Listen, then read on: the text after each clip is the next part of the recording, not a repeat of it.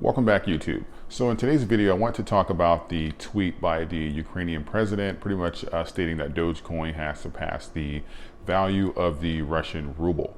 And while this is something to be celebrated as far as for the Dogecoin community, we can't forget nor should we just completely focus on just the monetary value or the fact that this is making history, etc., and ignore the fact that of what is actually going on. And with the Russian and Ukrainian situation, that people are actually losing their lives, and to know that this has happened only because of extreme circumstances. However, I did want to point out the fact that if we look at the big picture here, you guys know that I'm really big on macro and I think long term, looking at cycles, stuff like that. I did want to point out something as far as for how this became possible, and also something that I was looking for last night in the State of the Union address. We didn't get it, but it'll all make sense soon. So as we know, we were expecting pretty much something from the Biden administration for crypto regulation the week that Russia invaded Ukraine. We had an idea of how this was going to play out, but we also had some catalysts for the reason that we were going to be expecting regulation for crypto. And mostly that was due because of the expansion. And ultimately, we believe that this is because this can somewhat be a threat to the dollar's dominance. And we've seen evidence of this by the Federal Reserve and by some reports that were released last year stating that they were looking into pretty much creating a Fed coin. I'm going to change my look here for a moment, but when we look at the situation stating that, okay, this was going to create a Fed coin, and we've seen today pretty much Jerome Powell say something along the lines of, we can have more than one reserve currency. And we see a lot of the community saying, okay, this is going to be Bitcoin, or this is going to be Dogecoin. Well, let's look at the Russia and Ukraine situation and put that into perspective and put a catalyst as to why they would not choose one of these coins. And this aligns with what I said last year. Ultimately, this is a threat to the dollar's dominance. You can get an example of this from the way the world came together to pretty much punish Russia for its actions by doing these different sanctions, blocking them off from different banks, etc. Now, with the digital currency, you necessarily don't have the ability to do something like that.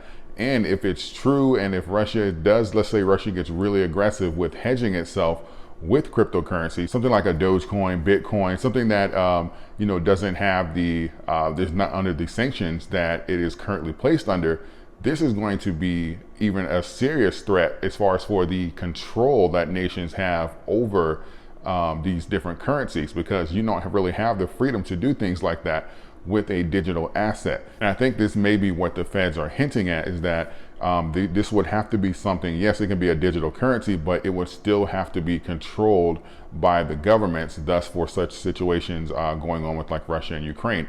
Otherwise, they'll have to, outside of actually just physical force, the sanctions will pretty much be useless from that point on. Now, I do believe that crypto has its place, and I do believe that most governments are going to come out with their own form of like a Fed coin or legal coin, digital yen, digital dollars, whatever names they come up with.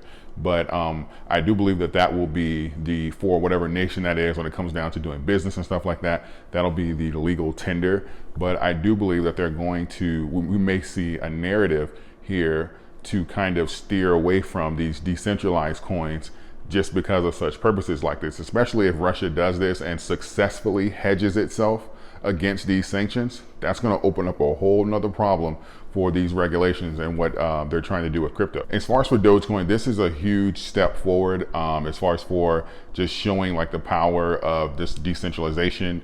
And I think that when we have the utility there, and as we do these expansions, we will ultimately just reveal more and more how there needs to be a medium of exchange amongst the people. And I do appreciate the tweet by the Ukrainian president, outside of everything that's going on that I mentioned earlier in the video, but it does show the fact that there is now a way to get around that. And I just hope that it doesn't raise too many red flags, to the big wigs, where they say, okay, well, yes, this works for the benefit of this situation for Ukraine, but what if Russia takes this type of effect and now there is pretty much a way to get around sanctions? So this is going to be very, very as far as for this part, this is going to be very interesting to see how this plays out in the future, and whether or not Russia, if it definitely just goes all into crypto and if it's able to hedge itself to kind of stop, well, I can say stop, but I'll say slow the bleeding of their currency, because now I think it's like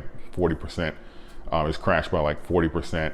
It's like worth like less than a penny. So it's definitely having an effect, but we're going to see as far as for how they respond. And if they do respond with crypto, then we're definitely going to have to see how the Fed responds to this, because that'll pretty much open the gateway to get around sanctions for whatever reasons. And then now we're going to have to look at other alternatives in the future, or maybe even presently, to discourage countries from doing such things. I want to give you guys something to think about. I would love to have a conversation about this. Let me know in the comment section, what do you think about these sanctions and whether or not a country can use cryptocurrency to get around them, the benefit, pros and cons. If you think there's going to be a Fed dollar, let me know in the comments. I'll respond to as many of you as possible. And if you guys want, I can do a live about this and we can discuss that as well. With that being said, hit the like button, subscribe to the channel, share.